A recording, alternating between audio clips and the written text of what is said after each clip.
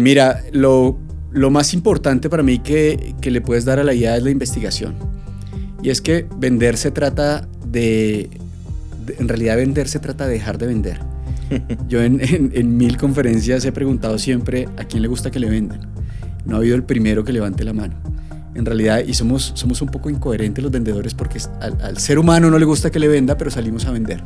Claro. Entonces tenemos que salir a solucionar.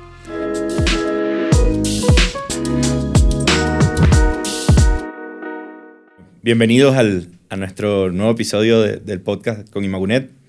El día de hoy tenemos un invitado muy especial que ve las ventas no como un tema de empirismo o de improvisación, sino como un sistema que se puede crear, escalar e ir entrenando poco a poco. Tenemos aquí con nosotros a Miguel Rosso, especialista en ventas, negociación, también autor de un libro, y pues con más de 20 años en el mercado, acompañando a los grupos de ventas, llevándolos de la mano para ir escalando sus procesos. Bienvenido a este espacio, Miguel. Muchas gracias por la invitación, contento de estar acá y listo para venir a sumar y que todo sea algo que yo hablo muy conectado con el propósito de seguir acabando el empirismo en la gestión de ventas, porque al final es la profesión más linda que existe. Así es, así es. Y de hecho, bueno, eso es lo que veníamos hablando un poco de hoy, ¿no? De cómo va a ir evolucionando las ventas ahora con todo este tema de IA y todo este tema de nuevos procesos que hay. Vemos que cuando se había ya como trabajado mucho más el tema de crear procesos, de pensar en un tema de solucionar más en la venta consultiva, ahora con el tema de ya todo es empírico, todos están como corriendo a ver cómo nos va, usando básicamente la experiencia como primer insumo. ¿Cómo ves este nuevo comportamiento que está ahora en el día a día en las ventas? Te voy a contar el secreto que hizo que esto cambiara y funcionara para mí. Y te lo voy a contar con una historia, creo que nunca la he contado, y es en enero del año 2015, después de durar muchos años en una compañía, yo en ese momento era el gerente comercial, me contrató a la compañía como gerente general, llego el primer día a la oficina y después de saludar a la gente y ingresar y todo esto, entra una mujer a mi oficina y me dice, bueno, quería darle la bienvenida, yo soy su asistente. Y le di las gracias, la saludé, habremos cruzado 3 palabras, salió, cerré la puerta y llamé a mi esposa. Y le dije, ¿qué carajos hace uno con un asistente? ¿Para qué la usa? Ojo, y siento un poco de vergüenza de no saber cómo usarla. Y al principio empecé a usarla en bobadas, diría yo, en cosas sin utilidad. Y cuando empezó todo este movimiento de la inteligencia artificial y cuando empezamos todos a sentir que nos estábamos quedando atrás y cómo se utiliza y si yo no la implemento, pues el mundo va a pasar por encima mío y va a acabar trabajos. Y un día, no recuerdo bien qué estaba haciendo, me acordé del día del asistente. Diana se llamaba. y la interpreté de la misma manera. Claro. Y ese es mi gran secreto. Porque yo tuve un proceso para saber qué hacer con la asistente en ese momento. Me costó. Lo primero que se me pasó por la cabeza ese día fue cómo hago que me ayude con las citas médicas, bien profundo. Pero después hicimos un tándem importante donde la asistente en ese momento, esa persona, no te reemplaza, no tiene tu conocimiento, no tiene tu experiencia, pero está ahí para que si tú le dedicas tiempo, te va a ayudar a eliminar muchas tareas, por lo general operativas, que van a hacer tu trabajo más fácil y más eficiente. Y eso entendí de la inteligencia artificial y es la manera como la utilizo. Claro. No, bueno, está súper bueno el símil, la verdad, porque me declaro culpable. Yo también lo primero que hago con la IA era preguntar tonterías, usarlo como un buscador o para solucionar preguntas que antes las hacía en el buscador. Entonces, en realidad no le estás haciendo sacando ningún provecho. Modificar fotos para los amigos o cosas por el estilo. Claro, claro. Pero bueno, de hecho tocas un punto interesante que es el tema de las tareas, ¿no? Que te va sumando valor el ir automatizando, solucionando algunas tareas, perdón. Esas tareas que más toman tiempo a un vendedor, ¿es el vender o hay otras tareas que toman mucho más tiempo? Yo creo que hay tareas que toman mucho tiempo que son muy importantes. Hay una que a mí no me gusta en absoluto, pero es vital, y es las bases de datos y el manejo de las bases de datos. Cada vez que tengo que trabajar con bases de datos, me paro, me sirvo un café, respiro hondo y digo, bueno, toca. Hay cosas en la vida que no todo lo que haces 100% te gusta. Entonces hay muchos esquemas de manejo de información, registro, alertas de seguimiento, control, gestión de actividades, que la inteligencia artificial ayuda muchísimo y te solucionan el problema. Claro. Hoy en día es muy útil, pero hay que decirle cómo hacerlo y hay que entrenarla para eso. Claro. Y bueno, y esas tareas, pues entrando ya un poquito más en el detalle, ¿qué actividades creerías tú que definitivamente debemos trabajar y enfocarnos para alguien que está arrancando con su proceso de adopción de la IA, y qué tareas no tomarías de primera mano o esperarías a avanzar una primera etapa? Mira, lo más importante para mí que le puedes dar a la IA es la investigación. Y es que vender se trata en realidad vender se trata de dejar de vender. Yo en 1000 conferencias he preguntado siempre a quién le gusta que le vendan. No ha habido el primero que levante la mano. En realidad, y somos un poco incoherentes los vendedores porque al ser humano no le gusta que le venda, pero salimos a vender. Claro. Entonces, tenemos que salir a solucionar. Pero el reto para solucionar es que tenemos que saber esa persona que tenemos al frente, esa empresa, qué necesita que le solucionemos. Y ahí hay una palabra clave que es investigar. Y la IA es muy buena para eso. Desde hacerlo desde un esquema estructurado hasta pegarles pantallazos de redes sociales, porque yo no he encontrado una hoy en día que me permita ingresar a redes sociales a hacer investigaciones profundas.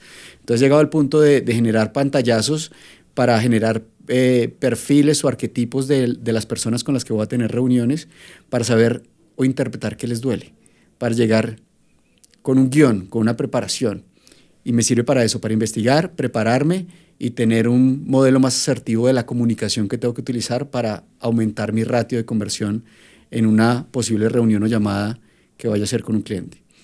Claro, es que eso hace toda la diferencia, ¿no? El llegar con algo que te haga clic con el cliente, que puedas identificar con él, y pues tener esa información previa es una herramienta muy, muy poderosa. Y la IA te ayuda un montón para eso. Ahora, ¿qué no hago hoy en día? Automatizar el proceso. Porque hoy lo siento como si pusieras a tu asistente en tu consultorio de odontología a sacarte la muela. Claro.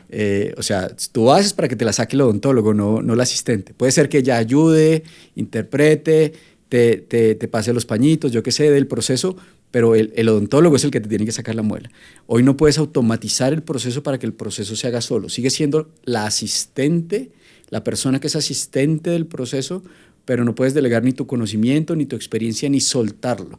Y al final nos pasa a todos, nos vemos enfrentados a chatbots en llamadas, en aerolíneas, en empresas de salud, y es súper desgastante. Y eso genera fricción. Y parte del proceso nuestro de ventas es eliminar la fricción en el proceso, porque la fricción aleja. Claro, sí, de hecho estaba bromeando con un proveedor porque él nos estaba ayudando con unas actividades y él decía, bueno, ya ahora activamos este chat, y yo decía, hey, necesito ayuda con esta cosa y no me la han dado, entonces se la pido al chat, y estábamos pero bromeando porque me estaba ayudando todo el tema, pero siempre como que teníamos como ese tema de que cuando es un chatbot, cuando es una máquina, inmediatamente la fricción y es el malestar de que, oye, no me van a solucionar. Exacto. Y pues lo que deberíamos es como tenerlo para que te solucionen más rápido, para que ayude a la persona que te va a solucionar. Exacto, pero para mí hoy en día no es delegable ni tu conocimiento ni tu experiencia. Total. Y en esos casos donde donde cometemos el error de delegar o de pronto no se tiene la información completa, ¿crees que la IA termine siendo como un acelerador a lo negativo? O sea, también ese ensayo de error sin la información completa o sin haberlo planificado un proceso que pueda automatizar, ¿crees que termine siendo más bien un detractor antes de que una ayuda? Lo que sucede es que yo creo que hay una frontera en el proceso de ventas y vuelvo a la pregunta que me dicen, yo soy un promotor de lo que tenemos que vender es valor, claro, no productos ni servicios. Y hay mucha gente que me dice, pero yo con mi negocio muchos años jamás he vendido valor y vendo.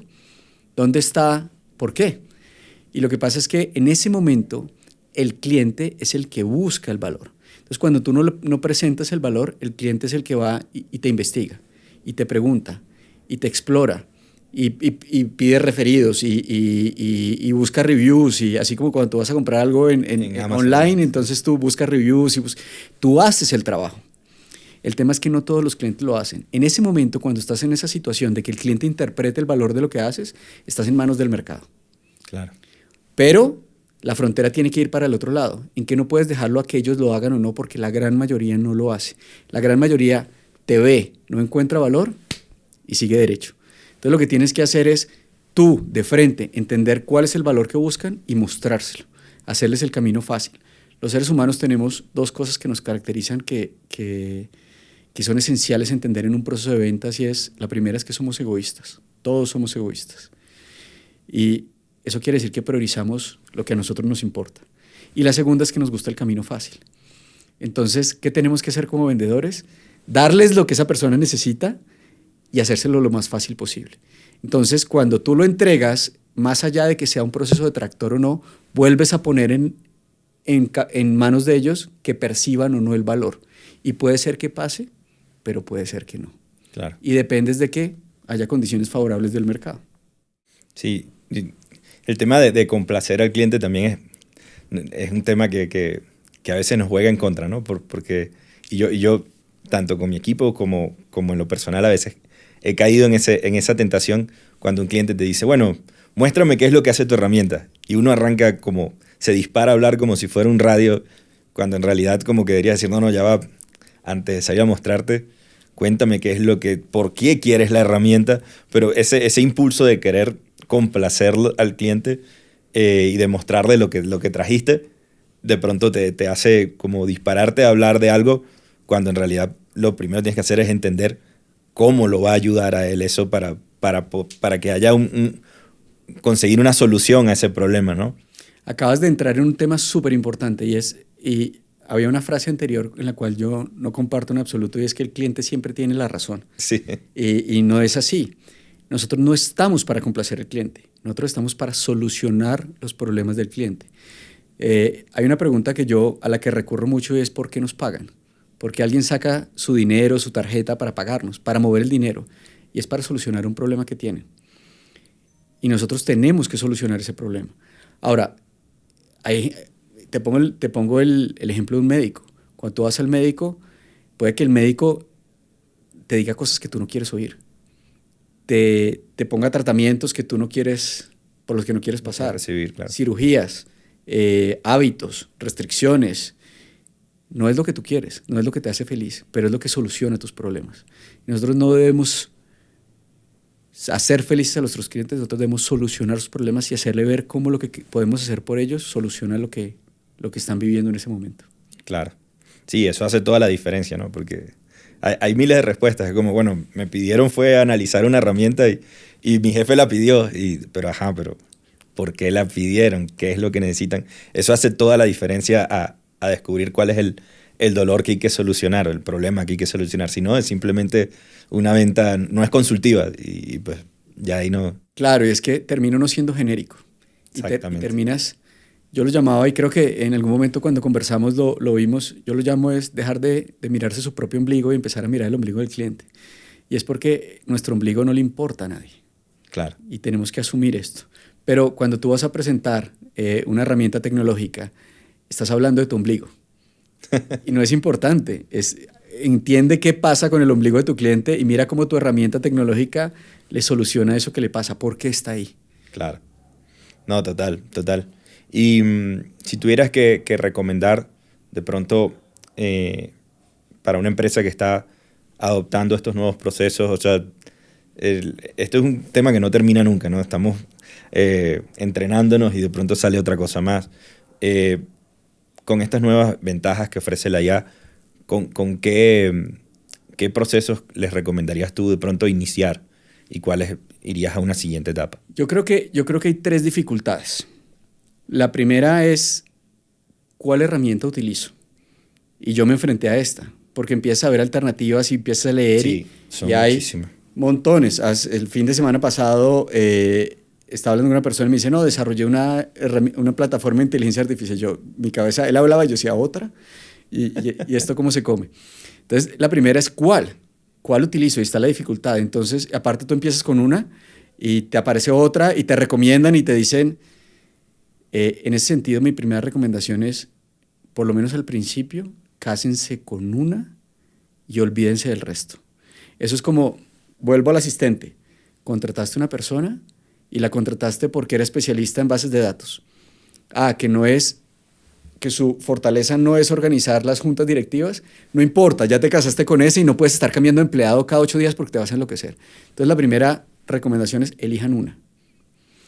La segunda recomendación es cómo se utiliza. Entonces, porque viene la dificultad, ya elegiste una o estás en eso y es cómo se utiliza, cómo se promptea, qué funcionalidades tiene. Y ahí yo veo mucho, a mí me aparecen cursos de IA todo el tiempo. Sí, es un reto saber cuál escoger. Sí, pero yo ya tomé la decisión y me ha funcionado muy bien de no volver a meterme en cursos de IA, sino hago que la IA me entrene. Sea la que sea que elija, siempre le digo, mire, yo soy aficionado a prueba, malo, no sé nada, ni sumarse. Quiero que me haga un plan para volverme experto en esto. Y la misma inteligencia artificial te va enseñando, Sí. te va diciendo cómo. Y ahí construyes el cómo. Y el tercer elemento complejo que yo veo... Enséñame como si fueras un niño. Como si fuera un va niño. llevándome paso a paso también. Sí, claro. y ponme retos semanales de crecimiento de los cuales te tengo que responder y exígeme. Yo le pido que sea riguroso y que manda tarea. Que me mande tareas, exactamente. Y lo tercero que para mí es lo más complicado es ¿para qué? ¿Para qué uso esto? Entonces, ahí lo que hago es, trato de oír muchos podcasts de cómo lo utiliza la gente, experiencias ahí sí trato de copiar todo. Que alguien dice, no, yo lo utilicé para automatizar el análisis de bases de datos. Anoto y voy y le digo, ¿cómo hago esto? Claro. Esta semana oí una que hablaba sobre un concepto de diseño, una inteligencia artificial que era especialista en el tema de diseño, y lo anoté, llegué y le pregunté, oye, oí en un podcast que tenías un feature, un desarrollo de design, explícame cómo funciona, y te explica. Entonces, trato de oír mucho y leer mucho para copiar, claro, en el para qué. Y eso es lo que yo haría, pero cásense con una, por lo menos al principio. Ese tema de casarse con una me resuena muchísimo porque yo había estado como trabajando al inicio con ChatGPT, entonces ya tenía creado unos agentes, ya tenía creado unos prompts, tenía como que varias cosas ya desarrolladas que me funcionaban para el día a día. Y de pronto empezó como Claude explotó y todo el mundo, no, tienes que usar Claude. Y decía, bueno, voy a ir a empezar a entrenarme poco a poco, porque ya tengo todo esto desarrollado, arrancar en cero a perder todo lo que había hecho. Entonces como que mi miedo era como perderlo ya avanzado. De hecho, estaba averiguando cómo pasar de un lado al otro. Casi todas mis búsquedas iban por ahí. Pero entonces mi amiga me decía, no estás en nada. Ya esto está en el pasado. Y yo decía, pero ¿y qué más estás haciendo tú? No, yo le pregunto de todo. Yo, pero eso ya es lo mismo o sea, lo que estás usando para hacer más fotos con los amigos, pero sigue siendo lo mismo. No la estás explotando. Lo único que escuchan es que esta es la que está de moda y todo el mundo se va para allá, pero el por qué no lo saben. Entonces, sí es importante como si vas a hacer la transición o si vas a estudiar, qué otra cosa le puedes sacar. Yo también copiaba con un amigo de eso, le preguntaba, ¿y qué estás haciendo tú en Claude? Entonces él me decía, tengo estos conectores. Mira, yo esto no lo estoy haciendo. Esto sí es nuevo para mí. Esto sí le podría sacar provecho. Entonces, ahí uno ve como en la balanza qué cosas ir de un lado al otro. Exacto. Pero al principio manténganse con una sola. Y es la forma. Sí, no, es que si no uno se enloquece porque no terminas como de desarrollar por completo una sola de las soluciones, ¿no? Exactamente. Y explórenla a fondo, apréndanla a manejar. Pero la misma herramienta te dice cómo. Es que yo lo trato nuevamente como una persona. Yo tengo conversaciones. Ojo, oí un podcast de una persona que decía que lo trataba como un terapeuta y psicólogo. No he llegado allá, pero sí le pregunto y le digo, ¿y qué no entiendes? Y es una conversación porque la tienes que entrenar. De nuevo, es una asistente nueva que llega a tu oficina y esa persona no te va a dar resultados porque no conoce tu negocio, porque no te conoce a ti, porque no sabe lo que quieres, porque no sabe en qué entorno te mueves. Y para mí es súper importante generar esas conversiones con la IA. Genial, genial, Miguel. Pues nada, igual creo que me parece bien pertinente dejar por acá el enlace del libro de Miguel, un bestseller en Amazon, ya solucionar más que vender. Creo que fue muy interesante para nosotros compartir contigo antes y cuando conversamos acerca del libro, creo que nos sumó mucho al equipo y te agradezco por eso. Muchas gracias. Un reto grande, un reto lleno de miedos. Un libro que por fortuna ha sido muy, muy exitoso. La verdad pensé que lo iba a comprar mi mamá y mi hermana. Inclusive tuve un proceso que no sé si te conté, sabes que procrastiné unos 4 o 5 meses donde yo mismo me ocupé y decía no puedo escribir. ¿Por qué? Porque estoy ocupado. Pero con el tiempo entendí que era miedo. Miedo a que fracasara, miedo a ser señalado, miedo a... Y pasó una cosa súper interesante y tampoco sé si esto lo he contado alguna vez. El día que salió el libro, que fue un martes, automáticamente fue bestseller en Amazon en cuestión de 2 horas. Wow. Y recuerdo que a las tipo 4 de la tarde recogí a mi esposa. Ella me decía, felicitaciones, qué bien, lo lograste. Y le decía, no. Y estaba muerto del susto. Y me decía, ¿pero por qué si lo vendiste? Y le dije, no, esto dice que yo soy bestseller. O sea, soy buen vendedor, bien, pero puedo ser un pésimo escritor. ¿Qué tal que todas esas personas a las cuales tiene el libro me llamen y me digan, oiga, me robó, qué estafa. Devuélvame la plata. Devuélvame la plata, qué fraude de libro. Y en eso voy en el carro con mi esposa y me llama una persona, un consultor, que le tengo mucho aprecio, pero es una persona ácida. Y me dice, usted va a pensar que yo soy un intenso, pero ya me leí su libro. Estacioné, me cogí la cabeza, dije, y me dice, me encantó, lo necesito mañana en mi oficina porque necesitamos hablar. Y ahí fue como una tranquilidad y ahí ya una validación, sí, de esto. Y bueno, para cerrar, aquí podríamos seguir hablando horas de esto, pero ya para cerrar, Miguel, ¿qué mensaje le das a toda esta gente que está escuchando acerca de eso, de afrontar esos retos, ese miedo? ¿Cómo tomarlo hacia adelante, ya para despedirnos? Mira, algo que yo entendí súper importante es que el miedo es lo mejor que hay. Y yo le invitaría a la gente a que lo tomara de esa manera. El miedo es como una gran cosa. ¿Por qué razón? Porque si no tuviéramos miedo, no hubiéramos durado en este planeta lo que hemos durado. Si yo no tuviera miedo, ya me hubiera montado una moto a 400 kilómetros por hora y ya estaría estampillado contra un Transmilenio hace rato. El miedo me protege, el miedo me cuida. Entonces, para mí el miedo es un gran aliado. Ahora, entendí 2 cosas adicionales del miedo. Que lo mejor en la vida está justo detrás del miedo. Entonces, si quieres obtener grandes cosas, crúzalo. Y segundo, que el miedo es un faro. Y te lo pongo de esta manera. Yo creo que las generaciones de hoy en día no pasan por eso, pero la mía sí. Nosotros teníamos que cruzar un salón entero para sacar a una niña a bailar cuando teníamos 17, 18 años, porque si no, no levantábamos. Había que salir a bailar. O toca. Y te exponías a que te vieran y hacer el ridículo y que te dijeran que no. Fuimos muy valientes.